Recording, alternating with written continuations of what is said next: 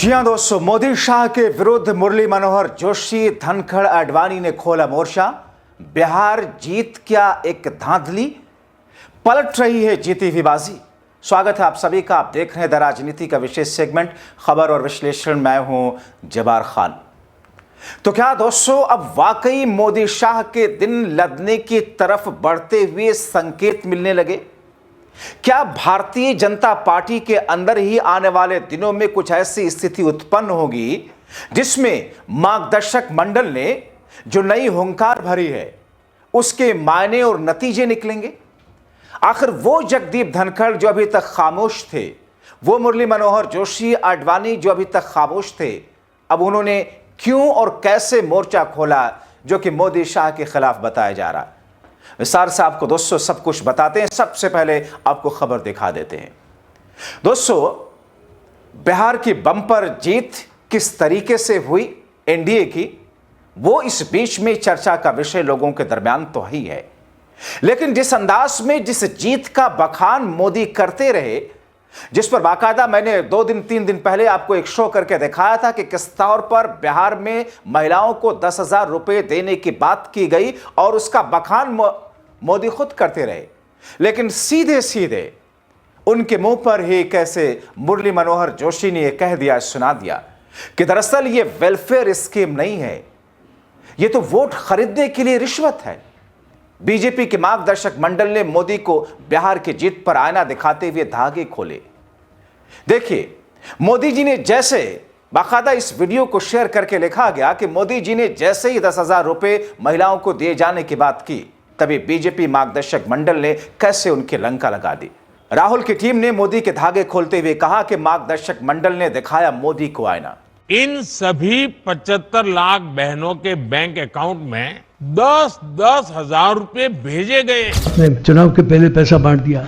Welfare आप चुनाव में पैसा बांटने से नहीं होता है। जाहिर तौर पर दोस्तों, ये स्थिति है मौजूदा वक्त में, जबकि बम्पर जीत मिली एनडीए को किस तौर पर, जिसके बखान मोदी कर रहे थे। अब आपको देश के पूर्व उपराष्ट्रपति, जिनको बेआबरू करके मोदी शाह ने अचानक जबरन इस्तीफा लिया था, जो दिन के अंदर राज्यसभा के कार्रवाई में शामिल थे, मगर शाम होते उनको ये मजबूर करके कहा गया कि आप कहिए और लिखिए कि मेरी तबीयत ठीक नहीं है और सेहत के कारणों से मैं इस्तीफा दे रहा हूं। उन्होंने कैसे मोदी शाह की पोल खोल दी, उसके आगे बताता हूं उसे, मगर उससे पहले आप सोचिए, जिन्होंने बीजेपी को बनाया था, बीजेपी को खड़ा किया था 1980 में, उनको ही मोदी शाह ने साइडलाइन करके किस तरीके से पार्टी पर कब्जा जमाया था। साल 2013 के बाद 2014 से लेकर के अब तक आपने देखा, जिनकी उंगली पकड़ करके चलना सीखा था मोदी ने राजनीतिक तौर पर, जब बड़े हुए राजनीतिक तौर पर, तो उनका हाथ कैसे झटका और किस तरीके से उनको मार्गदर्शक मंडल में डाल दिया।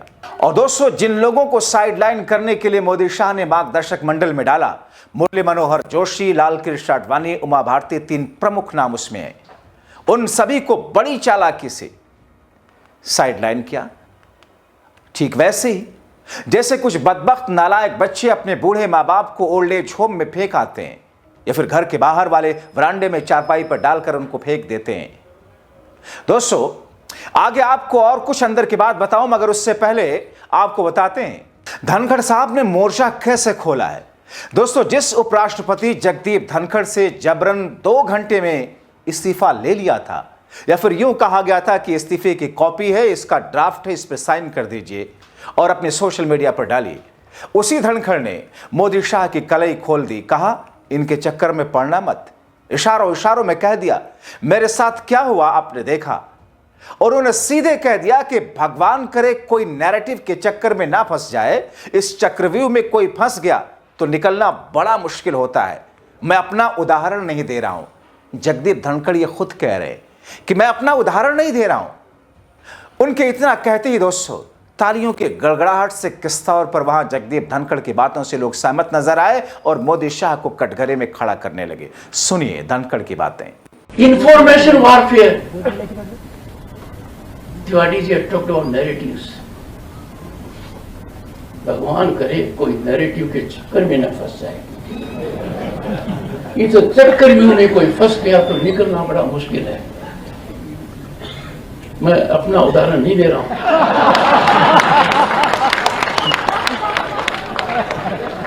जाहिर तौर पर दोस्तों, लाल कृष्ण आडवाणी, मुरली मनोहर जोशी, उमा भारती सरीखे, जगदीप धनखड़ के मन में भी वैसी ही पीड़ा है कि जब एक शख्स आपके इशारों पर नाचता रहा, आपके इशारों में पश्चिम बंगाल का राज्यपाल बनकर के आपका राजनीतिक एजेंडा चलाता रहा, तो आपने उसे पलकों पर बिठा लिया।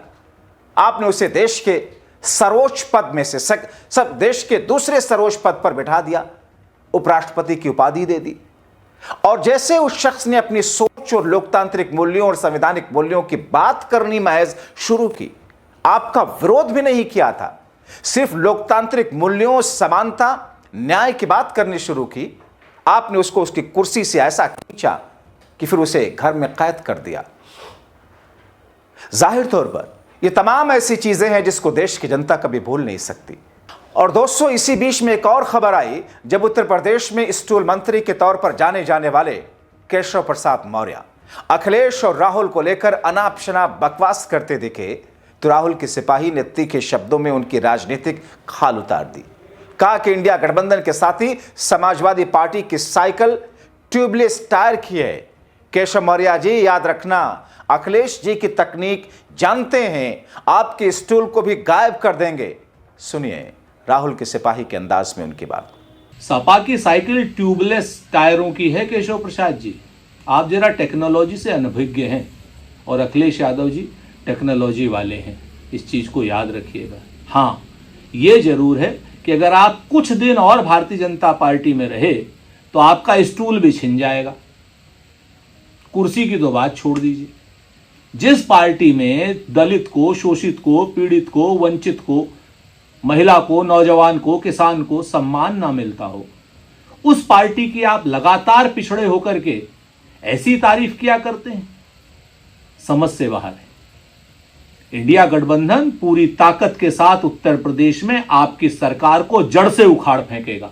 और जिस तरीके से आपने शोषितों, वंचितों और पीड़ितों और महिला और नौजवान किसानों का आपने वोट लिया है, भरमा करके वोट लिया है, झूठ बोल के वोट लिया है, उसका सारा का सारा भंडा आने वाले समय में इंडिया गठबंधन फोड़ेगा। कांग्रेस पार्टी हो, समाजवादी पार्टी हो या हमारे अन्य साथी हो, हम सब लोग मिल करके इंडिया गठबंधन वाले आपकी भारतीय जनता पार्टी के सारे मंसूबों को नेस्तनाबूद कर देंगे। तो दोस्तों, एक तरफ जहां देश के अंदर एक ऐसी स्थिति उत्पन्न है जो आने वाले दिसंबर की सर्दी में देश के तापमान को इतना बढ़ाएगी कि सर्दी के इस मौसम में सत्ता पक्ष के माथे पर पसीना आने जा रहा है, ठीक वैसे ही जैसा अन्ना हजारे अरविंद केजरीवाल के मूवमेंट ने किया था। राहुल गांधी रामलीला मैदान में अब से 21 दिन के बाद में देश के 27 लाख लोगों के साथ में बैठने वाले हैं। जाहिर तौर पर रामलीला मैदान की कैपेसिटी तो नहीं है इतना, मगर देश के वो सारे के हिस्से के लोग अगर दिल्ली कूच करेंगे तो क्या भारतीय जनता पार्टी की सरकार किसानों जैसा व्यवहार इनके साथ भी करेगी? लेकिन इसके लिए राहुल की टीम ने निकलने का रास्ता और निपटने का रास्ता ढूंढ लिया है। मगर वोट चोरी अगर इसी तरीके से होती रही जैसा कि आरोप लगता है, तो फिर क्या मायने हैं लोकतांत्रिक मूल्यों के, क्या मायने हैं संवैधानिक मूल्यों के, और क्या मायने हैं चुनाव के? चुनाव कराते रहिए, जीतते रहिए। और बड़ी बेशर्मी से चुनाव आयोग के ऊपर दोस्तों जब कोई सवाल उठता है तो बड़ी बेशर्मी से सत्ता पक्ष आगे आकर के चुनाव आयोग को बचाने की कोशिश करने लगता है।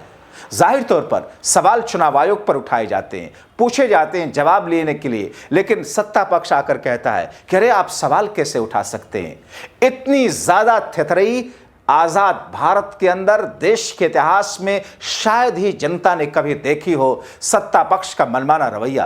दोस्तों, लोग कहते हैं कि पहले भी सत्ता पक्ष ने फायदा उठाया, बेशक उठाया। मैं इस बात को भी कहता हूं, किसी की भी सरकार रही हो, चाहे अटल बिहारी वाजपेयी की सरकार रही हो, उन्होंने भी फायदा उठाया। चाहे बीच में उस वक्त नरसिम्हा राव और उस 90 के दशक में देवगौड़ा से लेकर के अलग अलग लोगों की सरकार रही हो, गुजराल की सरकार रही हो, जनता पार्टी की सरकार रही हो, इंदिरा की सरकार रही हो या फिर नेहरू की सरकार रही हो, सत्ता पक्ष के लोगों ने फायदा हमेशा उठाया है। लेकिन हर चीज का एक लेवल होता है, जिसमें अगर 2 से 5-10% फायदा उठाने की बात होती है तो यहां पर 205%, 2005% फायदा उठाया जाता है, सिर्फ और सिर्फ सत्ता पर बने रहने के लिए, मीडिया के मुंह में नोट या फिर डर का डंडा ठोस करके अपने नैरेटिव को सेट कराने के लिए यही हो रहा है। मगर आप जागरूक रहें, आपसे अपेक्षा है। अपनी राय कमेंट बॉक्स में जरूर लिखें।